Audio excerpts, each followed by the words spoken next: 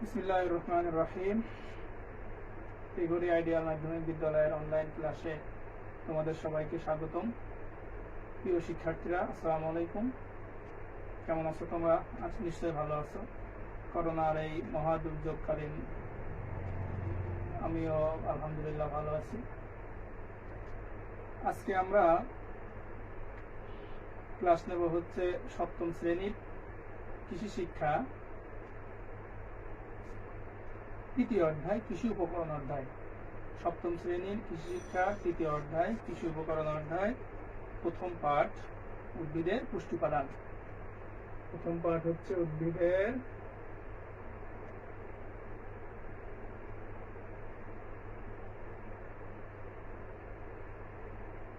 পুষ্টি উপাদান।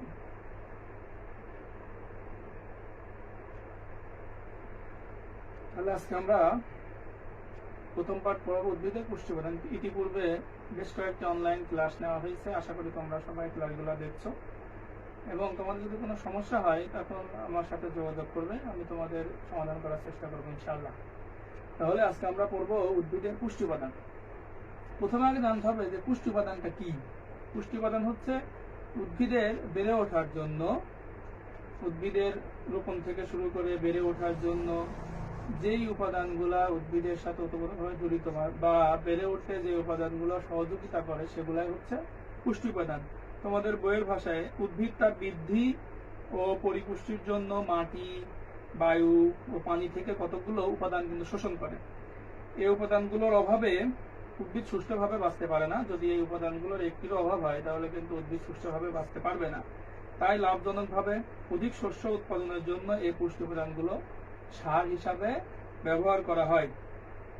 এই উপাদানগুলোকে সাধারণত উদ্ভিদের পুষ্টি উপাদান বলে।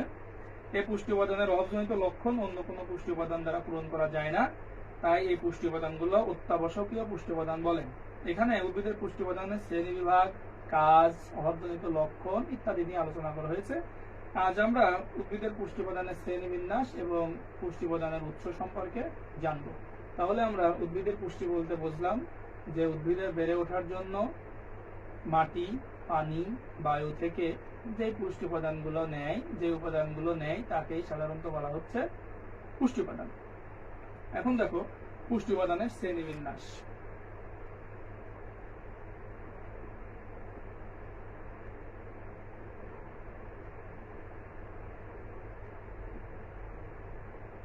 পুষ্টি উপাদানের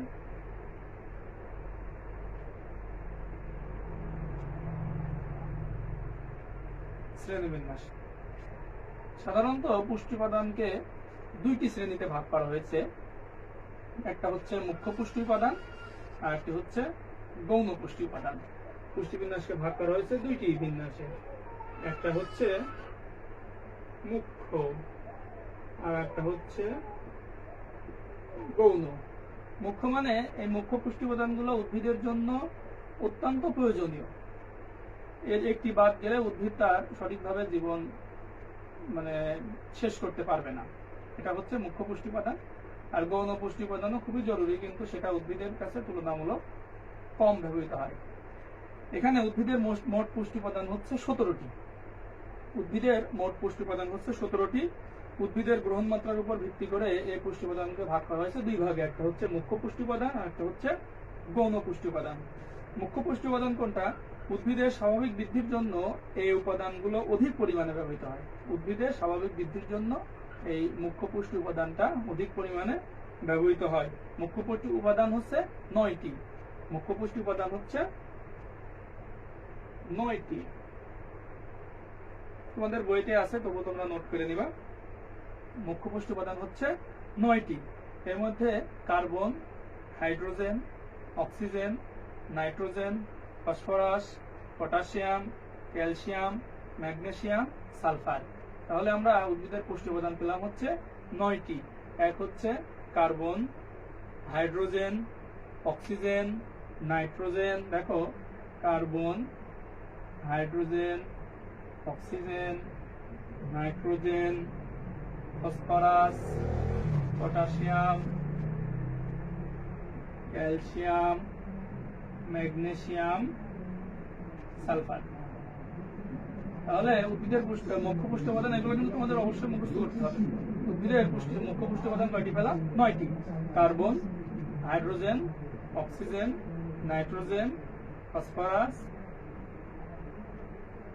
পটাশিয়াম, ক্যালসিয়াম, ম্যাগনেসিয়াম আর সালফার। এই 9টি পুষ্টি উপাদান কিন্তু উদ্ভিদের জন্য অধিক প্রয়োজনীয়, সেজন্য এটাকে বলা হচ্ছে মুখ্য পুষ্টি উপাদান। আর গৌণ পুষ্টি উপাদান হচ্ছে উদ্ভিদের স্বাভাবিক বৃদ্ধির জন্য এই পুষ্টি উপাদানগুলো তাপমাত্রা অল্প মাত্রায় প্রয়োজন। মুখ্য পুষ্টি উপাদান হচ্ছে বেশি মাত্রায় প্রয়োজন, আর গৌণ পুষ্টি উপাদান হচ্ছে অল্প মাত্রায় প্রয়োজন কিন্তু প্রয়োজন। এই গৌণ পুষ্টি উপাদান হচ্ছে 8টি। তাহলে এখানে পেলাম মুখ্য পুষ্টি উপাদান 9টি আর গৌণ পুষ্টি উপাদান হচ্ছে 8টি। এই 8 আর 9 মোট 17টি পুষ্টি উপাদান। এই 8টির মধ্যে কি আছে?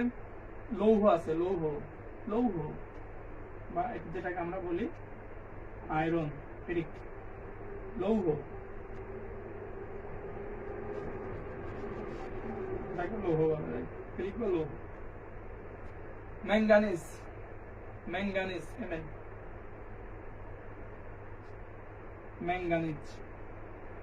লৌহ, ম্যাঙ্গানিজ, মলিবেডোনাম, তামা, দস্তা, বোরন, ক্লোরিন আর কোবাল্ট। এই হচ্ছে 8টি গৌণ পুষ্টি উপাদান। মলিবেডোনাম, তামা মানে হচ্ছে কপার, দস্তা জিঙ্ক, বোরন, ক্লোরিন, কোবাল্ট। 1 2 3 4 5 6 7 8 8টি। তাহলে আমরা উদ্ভিদের মুখ্য পুষ্টি উপাদান পেলাম হচ্ছে 9টি। Carbon, hydrogen, oxygen, nitrogen, phosphorus, potassium, calcium, magnesium, sulphur. তোমাদের বইতে বাংলায় লেখা আছে, মনে হচ্ছে শুধু সংকেতগুলো লিখলাম, মানে সময়ের স্বল্পতার কারণে তোমাদের বোঝার সুবিধার্থে তোমরা ইচ্ছা করলে এগুলো লিখে নিতে পারো। বইতে বাংলা করে দেওয়া আছে। সিতে carbon, H hydrogen, O oxygen, N nitrogen, P phosphorus, K potassium, C A calcium, M G magnesium আর এস হচ্ছে সালফার। এটা হচ্ছে ওর সংকেত। তাহলে মুখ্য পুষ্টি উপাদান হচ্ছে 9টি, গৌণ পুষ্টি উপাদান হচ্ছে 8টি। লৌহ বা ফেরিক, ম্যাঙ্গানিজ, মলিবেডোনাম, কপার বা তামা, জিঙ্ক, এখানে আছে জিঙ্ক হচ্ছে দস্তা, বোরন, ক্লোরিন আর কোবাল্ট। এই হচ্ছে মোট 17টি পুষ্টি উপাদান, যেটা আমাদের উদ্ভিদের বেড়ে ওঠার জন্য খুবই প্রয়োজনীয় পুষ্টি উপাদান। এবার আমরা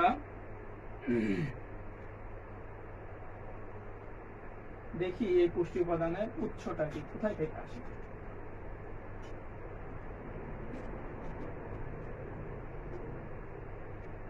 এবার আমরা দেখব পুষ্টি উপাদানের উৎস।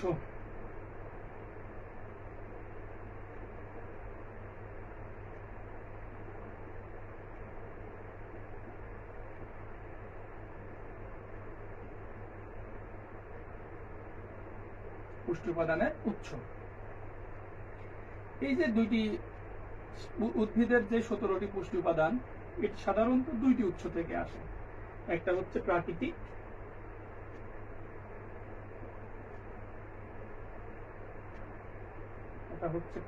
উৎস,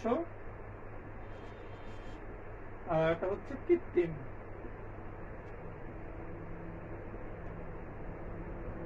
উৎস। 2টি উৎস থেকে সাধারণত এই পুষ্টি উপাদানগুলো আমরা পেয়ে থাকি। প্রাকৃতিক উৎস হচ্ছে মাটি, পানি ও বাতাস। একটা হচ্ছে মাটি, 2 পানি, 3 হচ্ছে বায়ু বা বাতাস। এই 3টা হচ্ছে প্রাকৃতিক উৎস। এখানে দেখো মাটি থেকে মাটি, পানি, বায়ু, মাটি, পানি, বায়ু, এই 3টা হচ্ছে প্রাকৃতিক উৎস। কার্বন, অক্সিজেন ও হাইড্রোজেন। মোট আমাদের মুখ্য পুষ্টি উপাদান হচ্ছে কয়টি? মোট পুষ্টি উপাদান হচ্ছে 17টি। 17টির মধ্যে কার্বন, হাইড্রোজেন আর অক্সিজেন, এই 3টি উপাদান বাদে বাকি যে 14টি উপাদান আছে, এই 14টি উপাদানে কিন্তু মাটি থেকে আসে। কার্বন, অক্সিজেন আর হাইড্রোজেন, এই বাকি এই 3টি উপাদান বাদে কিন্তু সবগুলাই আসে হচ্ছে মাটি থেকে। তার ভিতর কার্বন আর অক্সিজেন আসে হচ্ছে বাতাস থেকে। কার্বন আর অক্সিজেন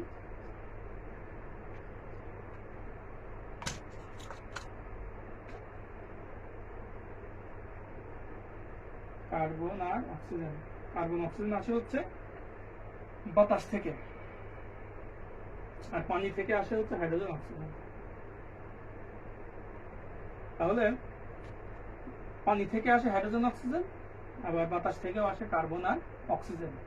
এই হচ্ছে এই তিনটি পুষ্টি উপাদান বাদে বাকি যে 14টি পুষ্টি উপাদান সেটাই আমাদের আসে হচ্ছে মাটি থেকে। তাহলে আমরা এখানে একটা পরিষ্কার জিনিস বুঝতে পারলাম যে উদ্ভিদের যে 17টি পুষ্টি উপাদান আছে এর মধ্যে কিন্তু মাটি থেকে বেশিরভাগ পুষ্টি উপাদান আমরা উদ্ভিদ পেয়ে থাকি, আর বাইরে যে বাতাস এবং পানি থেকে অল্প পরিমাণ মাত্র 3টা পুষ্টি উপাদান পাই। এবার আসি হচ্ছে কৃত্রিম উৎস আর হচ্ছে দুইটি। কৃত্রিম হচ্ছে দুইটি, একটা হচ্ছে জৈব সার আর একটা হচ্ছে রাসায়নিক সার।